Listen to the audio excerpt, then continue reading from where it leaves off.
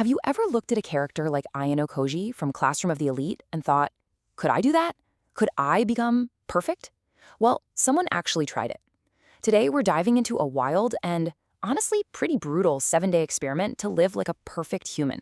Let's get right into it. You know what? Let's just start with the ending. This whole experiment, it didn't end with some amazing breakthrough. It was a complete disaster.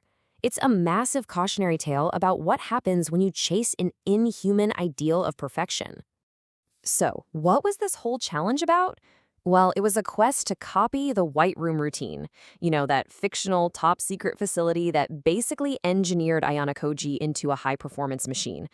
The whole idea was to see if you could take his insane training and actually use it to get superhuman results in the real world. The goals seemed simple enough at first, right? Maybe, just maybe, this super extreme routine, stripping away literally every distraction, was the secret key. The shortcut to unlocking your brain's full potential, becoming smarter, stronger, more efficient than ever. It was, well, a pretty ambitious, and as you're about to see, a very naive idea. Okay, so to even attempt this, there had to be a contract, a really strict one. It was built on 4 pillars, 4 non-negotiable rules designed to just systematically destroy comfort, pleasure, and any kind of emotional response. Let's break down the walls of this self-built prison. And yeah, these rules are every bit as awful as they sound. I mean, waking up at 4 a.m.? No snooze. A diet so boring it makes eating feel like a chore? Just boiled chicken and broccoli? Actively trying not to laugh or get angry. And then, on top of all that, 8 hours of grueling training. But this all set the stage for probably the weirdest part of the entire experiment. Welcome to the void.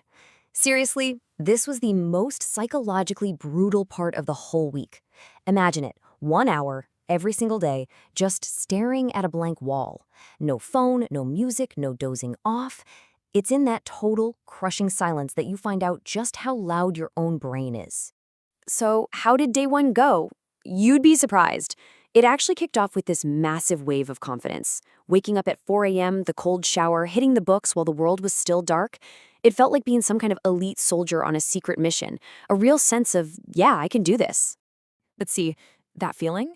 It's a classic trap. It's that New Year's Day energy where you feel like you can conquer the world.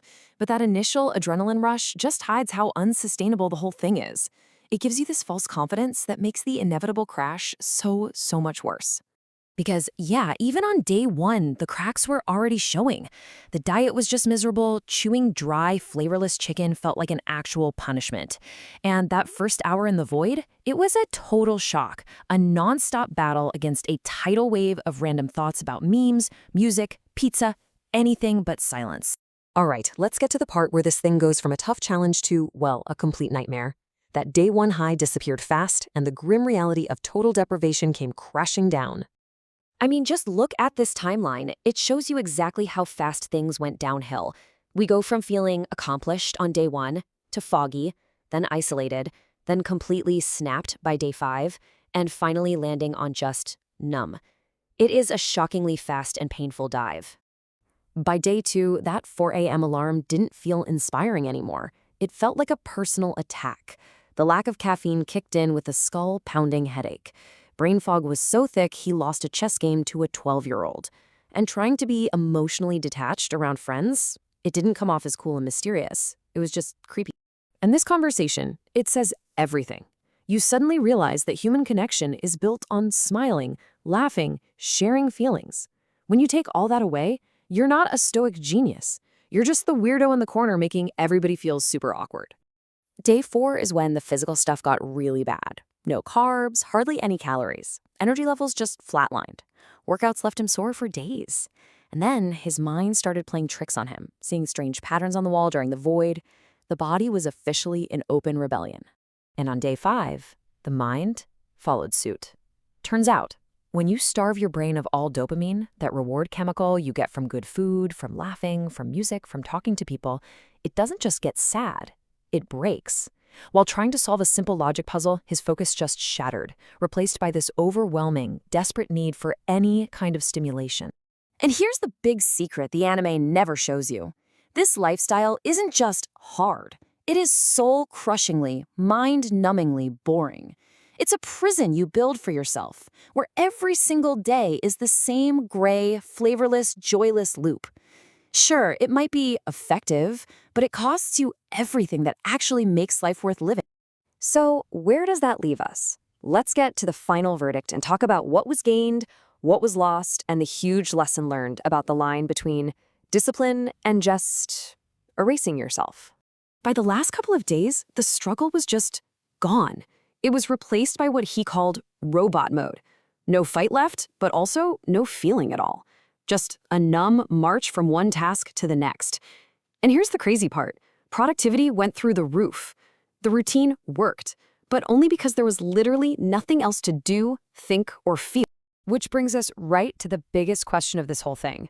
After all that pain and misery, was the trade-off actually worth it?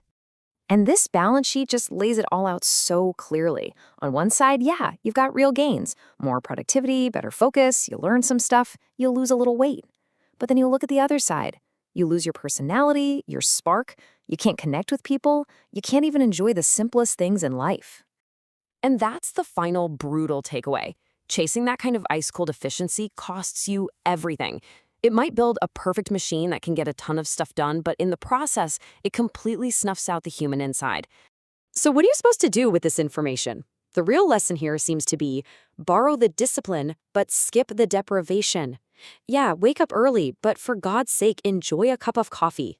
Study hard, but make time to hang out and laugh with your friends.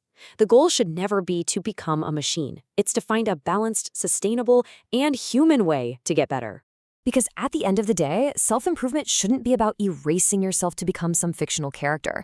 It's about becoming a better version of who you already are, a version that's still able to enjoy a good meal, a beautiful sunset, and a really dumb joke with a friend.